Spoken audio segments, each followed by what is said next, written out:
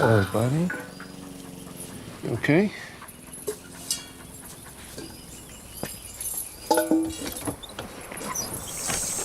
Good boy. Hey.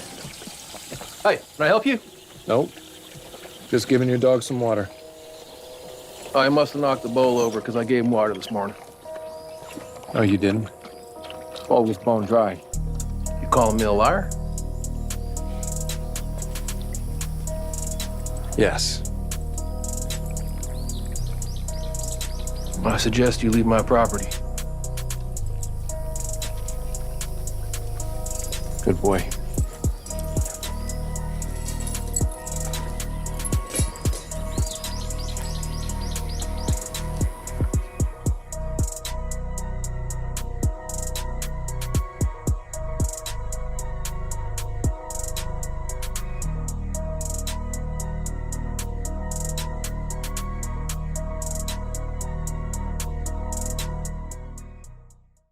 Today, I want to dedicate this video to men.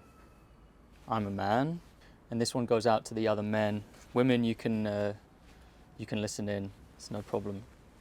Non-vegan men in particular, I observe them to be fragile snowflakes in their thinking and their moral fortitude.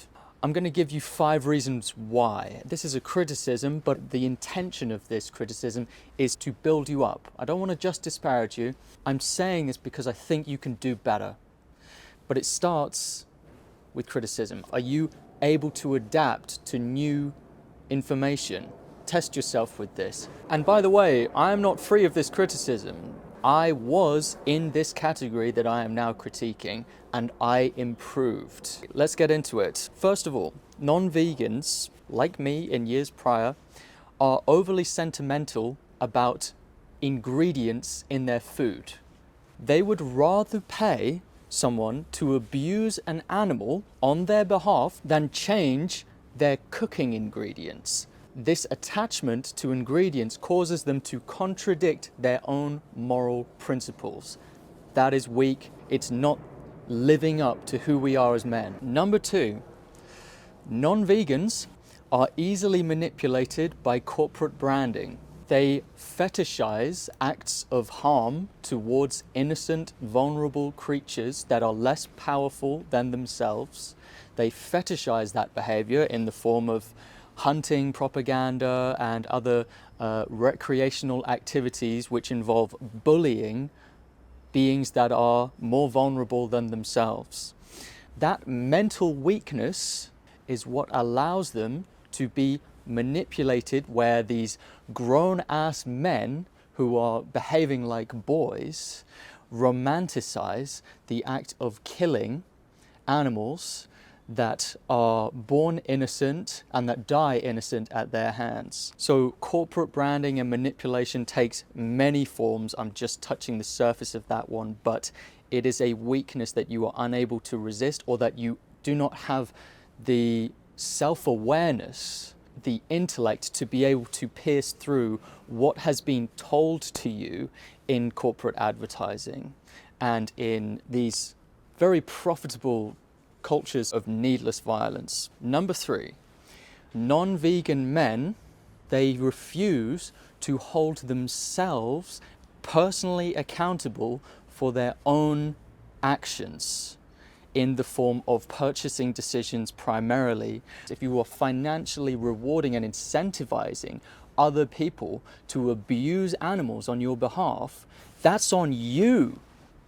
Have you noticed that with non-vegans, there's always someone else to blame, right? What would one of these role models in men's communities say about that, about playing the blame game? They'd say, take some personal accountability for your actions. True masculinity is radical personal ownership of your situation, but also a sense of civic and moral and social responsibility towards others. And it is a rejection of this past notion of the fetishization of violence, of the suppression of women and children and small animals, and all of those conscious creatures, it is a rejection of the notion that these creatures whom we share the earth with belong to us or are rightfully ours to buy, sell, breed, barter, and exploit for personal gain. Selfish behavior, it is weak, it is unprincipled, and it's disgusting, and it is everywhere. It's everywhere. Number 4, you defending and adamantly attacking anyone who opposes your ownership over these creatures suggests a dependency on others, and that is not very masculine behavior. It suggests that you can't go without, right? That you are not self-sufficient, that you are not independent. So much so that you need to fucking own someone to get by or to thrive in this world. That's pathetic. It's not masculine behavior. The other major reason comes down to impulse control. We talk with a lot of non-vegan men who say things like, yes, I acknowledge that what we put animals through is abusive, but I just love a bacon sandwich. I love my steak. We hear that a lot. You're telling me that as a man, you can't control your urges. You cannot even control what goes into your mouth. And yet vegans are supposed to be the fragile snowflakes. But you're the one who struggles with impulse control. And you call yourself a real man? If you thought that human children tasted really good, and there's just no taste that was comparable to a human child, would you kill children for it? If you were biologically a pedophile, would you abuse children because there is just no sensation comparable to it? If you would, then that is disgusting. And so what we see a lot of the time is that men realize this. They realize that it is weak of them to not have control over their impulses. And so they engage the mind in cognitive dissonance.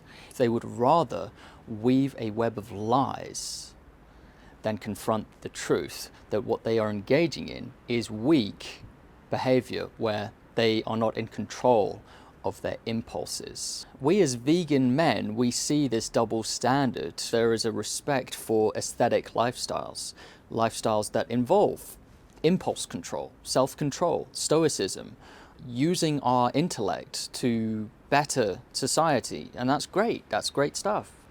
But it's always a double standard when we don't involve animals or when we continue to present animal abuse as being masculine behavior, either implicitly or explicitly. Veganism is the moral principle that opposes the exploitation of animals. This form of original veganism is a very watertight moral framework.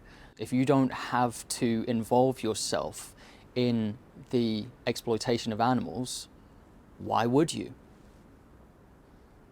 Number 5, non-vegans, like my past self, see themselves as being less emotional or even devoid of emotion when they are in fact making emotion-based decisions, just like everyone else. Have the self-awareness to recognize that your emotional inclinations are in fact present in your decisions. If you're an anti-vegan, including your decision to criticize a morally consistent, considerate lifestyle that vegans choose, where they do right by the animals in choosing to not exploit animals. Veganism is the moral stance that opposes the exploitation of animals. That's all it is. Stop mischaracterizing it, okay? If you're an anti-vegan, your criticisms of veganism are transparently emotionally driven. And unfortunately, they are self-serving and they go against the animal's interest. This ideology showcases a lack of principles, not a presence of principles. So those are 5 pretty scathing criticisms of how I used to think at different stages in my life, usually when I was a teenager, I would say. And I'm so grateful, I'm so thankful that I was able to outgrow these predated, posing as masculine, emasculine ideas. I am in an active pursuit to purge false notions of masculinity from my life, my moral system, and my worldview, and my understanding of things. These are bad ideas that have been reinforced time and time again by the manosphere, and we should reject them. They're not helpful. They are creating toxic spaces. They have real consequences on the animal victims. See you in the next video. Goodbye. I get my tea at 6 o'clock and it's nearly 10 past. What's going on? It's ready. Sit down.